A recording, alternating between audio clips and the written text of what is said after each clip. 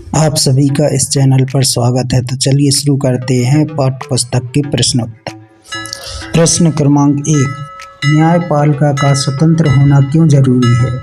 उत्तर, न्यायपालिका की स्वतंत्रता इसलिए जरूरी है ताकि न्यायाधीशों पर नेताओं या सरकार का कोई दबाव न हो। न्यायपालिका बिना किसी भेदभाव के नागरिकों के मौलिक अधिकारों की रक्षा कर सके। सत्ता का दुरुपयोग करने वाले ताकतवर लोगों पर भी कानून के अनुसार कार्रवाई की जा सके। प्रश्न 2, संवैधानिक उपचार का अधिकार न्यायिक समीक्षा से कैसे जुड़ा है?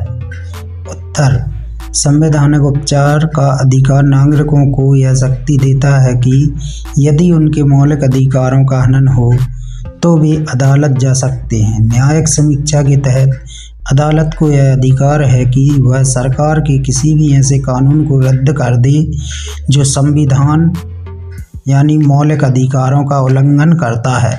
इस प्रकार ये दोनों विचार एक दूसरे के पूरक हैं। प्रश्न 3, सुधा गोयल मामले में अदालतों के फैसले। न्यायालय का स्तर। सुधा गोयल मामले में दिया गया फैसला।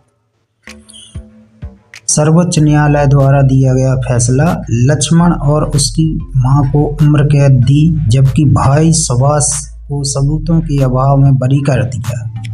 उच्च न्यायालय द्वारा निचली अदालत के फैसले को पलटते हुए सभी आरोपियों को निर्दोष बताते हुए बरी कर दिया।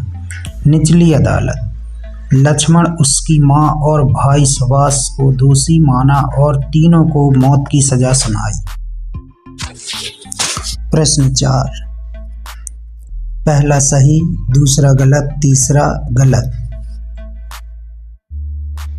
प्रश्न क्रमांक 5, जनहित याचिका PIL एक महत्वपूर्ण कदम क्यों थी? उत्तर, 1980 के दशक में शुरू हुई PIL एक महत्वपूर्ण कदम थी क्योंकि इसके माध्यम से गरीब और अनपढ़ लोग जो खुद अदालत नहीं पहुंच सकते थे उनके लिए न्याय के द्वार खुल गए। 2, कोई भी व्यक्ति या संस्था उन लोगों की ओर से याचिका दायर कर सकती थी जिनके अधिकारों का हनन हो रहा था। 3, इसने कानूनी प्रक्रिया को सरल बनाया। सिर्फ एक पत्र या टेलीग्राम को भी याचिका मान लिया जाता था। प्रश्न क्रमांक 6, आजीविका का अधिकार जीवन के अधिकार का हिस्सा है। इसका क्या मतलब है?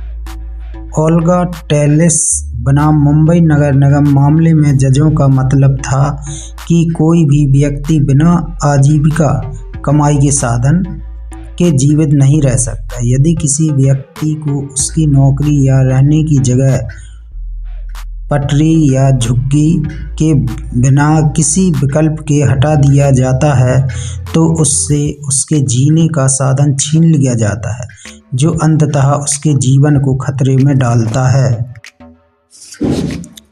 प्रश्न 7, इंसाफ में देरी यानी इंसाफ का कत्ल पर कहानी।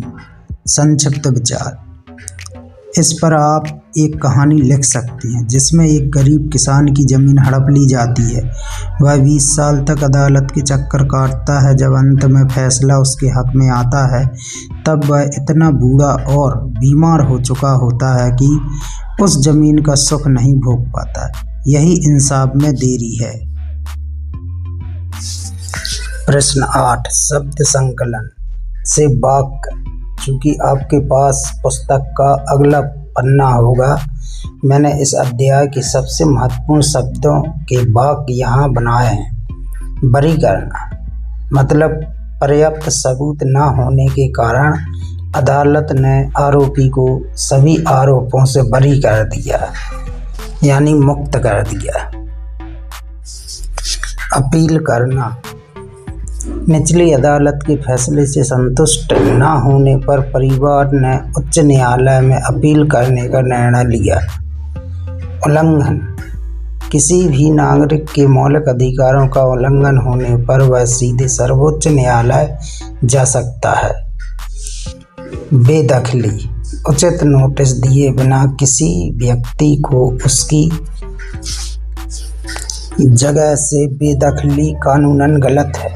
विवाद, दो राज्यों के बीच पानी के बंटवारे को लेकर चल रहे विवाद का निपटारा न्यायपालिका करती है। इस प्रकार के प्रश्न के उत्तर बनाने में काफ़ी समय लगता है।